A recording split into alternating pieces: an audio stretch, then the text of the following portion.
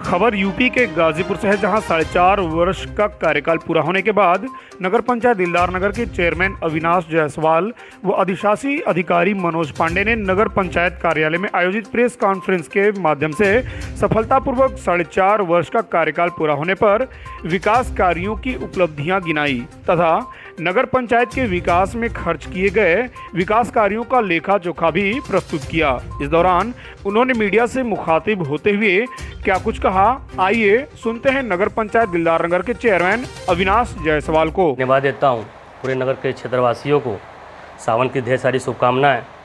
हमारा यही था कि 5 साल का जो भी कार्यकाल बीता सरकार के दरमियान, सरकार की जो भी योजनाएं थी जनता को लाभ मिली, जो डोर टू डोर मिला उसका समझने का तजुर्बा यही था। उनको डोर टू डोर जो भी हमारे सरकार तरफ से मिली उनको योजनाएं को, उनको लाभ को बताया मीडिया के माध्यम से। वो जानकारी होनी चाहिए। कितने लोग को जानकारी ना होने के बाद तरह तरह के कमेंट होते हैं, वो जानकारी हो जाने के बाद कमेंट नहीं हो सकते। ऐसे में मुख्य रूप से क्योंकि जो दिलदार नगर बाजार की माना जाए तो बहुत सारी सबसे बड़ी नालियों की समस्या थी, पानी निकासी की समस्या थी, उसको लेकर आप लोगों ने क्या किया? जैसे रहा पानी की निकासी, जल निकासी समस्या बहुत जटिल समस्या है हमारे नगर में। अन्यथा जब से हम यहाँ पे चेयरमैन बनने के दरमियान अब तक 5 साल में कहीं पानी नहीं लगा। अब छोटी छोटी गलतियाँ तो बहुत सारी परेशानियाँ झेलते झेलते हम लोग थक चुके हैं, क्योंकि नगर पंचायत बहुत छोटा टाउन है। क्योंकि इससे पहले 2012 के 17 के बीच में बहुत सारे काम हुए जो हमारे यहाँ ऋण का पैसा है, जो ऋण लोन हो चुका है। लोन कभी छोटा मोटा लोन नहीं है, कम से कम 21 करोड़ का लोन है 2012 से लेकर 17 के बीच में।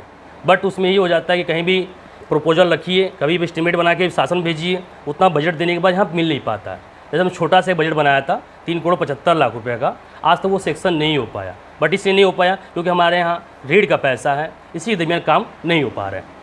ये ऋण का पैसा मतलब कैसा क्या था? जैसे होता है कि हमारे नगर पंचायत एक संस्था है जो आदमी ऋण का पैसा जैसे लेता है, उस जैसे जाते हैं शासन में बहुत सारे विभाग हैं, नगर विकास है, ये अदर्स विकास है, बहुत सारे सबनया सवेरा है, जैसे पैसे उसमें आते हैं, उसमें ऋण मिलता है। जैसे होता है कि लोन टाइप में भाई कोई भी संस्था पे लोन मिलता है, उसी दरमियान उन्होंने इससे पहले जो चेयरमैन थे उन्होंने लिया था।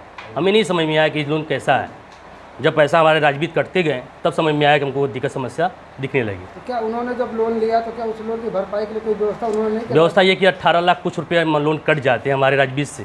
बट ये हो जाता है कि 16 लाख आज के डेट में तनख्वाह बढ़ते हैं, कोई भी हर महीने 11 लाख आते हैं, हर महीने कभी 9 लाख आते हैं। कोविड में 2 महीना तनख्वाह भी वेतन भी नहीं आया। उस हिसाब से अगर वेतन के दरमियान जोड़ा जाए तो हमारे कर्मचारियों का सिर्फ 14 महीने का वेतन बाकी होना चाहिए। अभी प्रेजेंट टाइम सिर्फ 3 महीने का वेतन बाकी है। इसके अलावा और जो आपके दिलदार नगर जो नगर पंचायत है, इसमें अन्य और क्या काम हुए? विकास के कार्यों में हमारे दिलदार नगर में आदर्श नगर पंचायत हुआ, माननीय मनोज सिन्हा जी के नेतृत्व में आदर्श नगर पंचायत हुआ, जिसमें 3 करोड़ का हमको बोनस मिला। 3 करोड़ के दरमियान मैंने जो भी जटिल समस्या थी हमारे नगर में, छोटी छोटी समस्या बहुत सारी थी। जैसे हमारा सैला रोड बहुत बुरा कंडीशन था, मेन मार्केट है, वो बहुत उबड़ खाबड़ रोड हुआ करते थे। आज डेट में वो ढलैया हो चुकी हैं, जिसमें 43 लाख का वो काम है, बट 33 लाख का काम हो चुका है। 10 लाख रुपया अभी बचे हैं, तो छोटा छोटा उसके अगल बगल काम हो रहे हैं। दूसरा समस्या जो लाइट का प्रोजेक्ट है, बाईपास से लेके सैला रोड से समझ लीजिए बाईपास तक पूरी लाइट का जाल बिछा, पूरी मार्केट चमचम दिखा। तो सुंदरीकरण के लिए आदर्श नगर पंचायत आए थे। जैसे पोखरे का निर्माण मैंने कराया, 27 लाख का प्रोजेक्ट है। एक छोटा सा पार्क बनाया बच्चों को खेलने के लिए, वो 14 लाख का प्रोजेक्ट है। जैसे बहुत सारी समस्या बहुत हो सके काम आदर्श नगर पंचायत से हुआ। ऐसे में अब आपके कार्यकाल के कुछ ही समय बचे हैं। जी जी। यदि दूसरे कार्यकाल के लिए आपको जनता दोबारा चुनती है जी जी, तो कुछ ऐसे प्रपोजल होंगे जो आपने दिमाग में रखा होगा कि आप दूसरा कार्यकाल आएगा तो हम उसको पूरा करेंगे? जाहिर सी बात है, जब मैं चुनाव लड़ा तो तरह तरह की भाई जाहिर सी बात है नेता वादा करते हैं। स्टेट पे खड़े होने मैंने भी सोच रखा था वाईफाई लगाया जाएगा, क्योंकि डिजिटल बनाने के लिए वाईफाई लगे।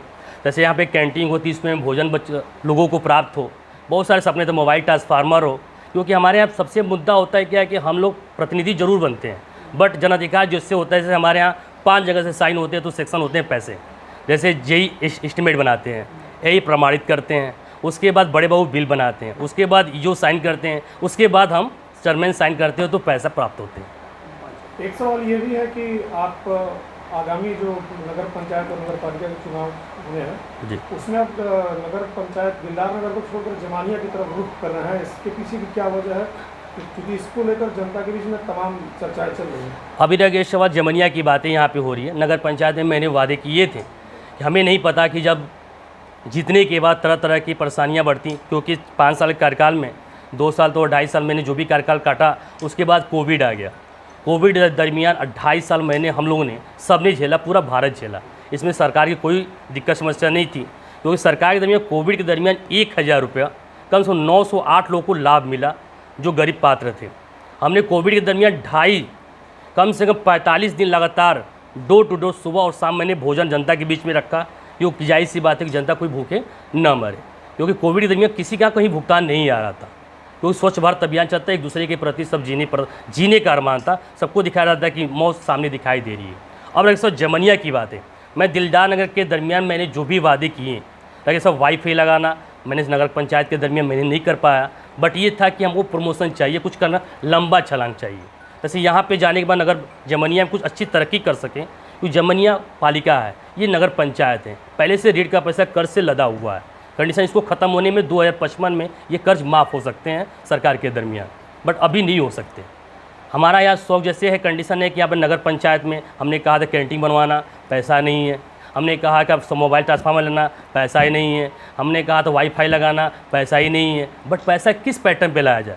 अब अगर सवाल मकान का टैक्स के बारे में, मकान का टैक्स हमारे दिलदार नगर में 1560 मकान है, बट उसका क्या है कि 300 साढ़े 300 रुपया सालाना नहीं मिल पाते हैं, यही रेट चल रहा। अगर मकान का टैक्स हम बढ़ाते हैं, कमर्शियल रजिस्ट्रेशन करते हैं, उसके लिए बहुत सारी परेशानी है, क्योंकि हर इंसान परेशान जूझ के निकला। अभी कोविड में दरमियान सबके सब झेल के निकले हैं। हम किसी को परेशान करने के हमको बेनिफिट नहीं होने वाले। अगर 1560 मकान है, एक मकान की अगर 400 भी कीमत जोड़ा जाए तो 15 चौका 60, 6 लाख रुपये साल में आएगा, उससे कुछ विकास नहीं कर पाते हैं हम लोग।